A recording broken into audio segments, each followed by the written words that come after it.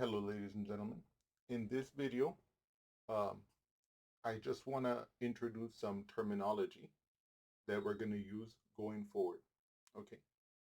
When we were first talking about division, we only were talking about division in the context of no remainders. So we got a result that was self-explanatory. What do I mean by that? So let's say we had done the division 36 divided by 9. We would have said, well, that must be 4, and it must be 4 because 4 times 9 equals 36, right? So there was no need to state whether this result of the division had a name or anything like that. But in the context of division as we're doing it now that we've uh, introduced the idea of a remainder, which of course allows us to broaden the operation of division basically uh, to all the numbers we would like to divide, um, we now have two numbers that are part of the solution, right? So in the last example, for example, we saw that 44 divided by 6 gave us 7 remainder 2, right? This is the result we got in our previous video. So the 2, we already have given it a name. It's the remainder, right? But what about this number? What word should we use to describe this number? Okay. So this is called our quotient. And of course, the 2 here is our remainder. Okay.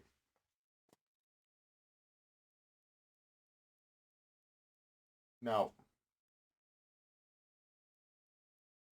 when we were solving this division problem, we noticed that we said that the 44 divided by 6 equal to 7 remainder 2 because the 7th multiple of 6 was the biggest multiple of 6 that that either did not exceed or equal to 44. Of course, in this case, it did not exceed 44, right? And so therefore we chose 7. And since it did not equal 44, we needed to find out how much more was left to reach 44 between that 7th multiple of 6 and 44, and that was 2, right? In other words, we had seen that 6 times 7 was equal to 42, and so 6 times 7 plus 2 equals 44, okay? So whenever you have a division statement like this, where you're talking about a remainder, you can always write it as 44, right? Whatever you're dividing is equal to your quotient, 7 in this case, times 6, and then plus the 2. Okay? So always whenever you're looking at the result of a division, always keep this in mind, okay? That if you have like 44 divided by 6 equals 7 remainder 2, that means that we can interpret this as saying that 44 equals 7 times 6 plus 2, okay? Now, if you notice, this quotient idea, okay, carries over directly to here, right? The quotient of 36 and 9 is 4 because the fourth multiple of 9 is the biggest multiple of 9 that either does not exceed or that equals 36. And of course, in this case, it's equals, okay? And that's why we have no remainder, because we don't have to add anything to the 9 times 4 to equal 36, right? So we remember this is because this fact is because 36 equals to 9 times 4, okay? Okay. So let me just write a verbal statement of what we mean by the quotient, which of course you guys already of course understand, and then we're going to proceed.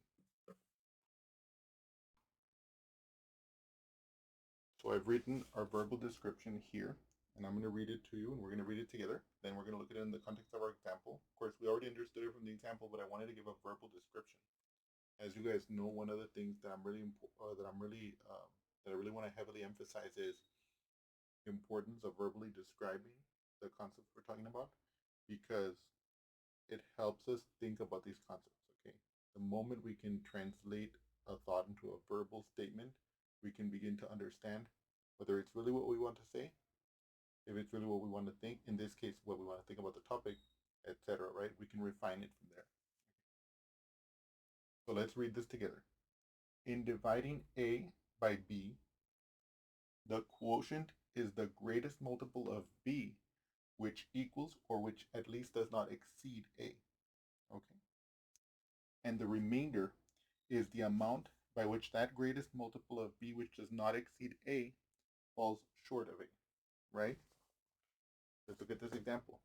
Here, the 44 is our A and the 6 is our B. In dividing 44 by 6, the quotient 7 is the greatest multiple of 6, which does not exceed or which equals to A, in this case 44, right? We saw that 7 times 6 is 42. We know that 7 times 7 is 49. I'm sorry. We saw that 6 times 7 is 42.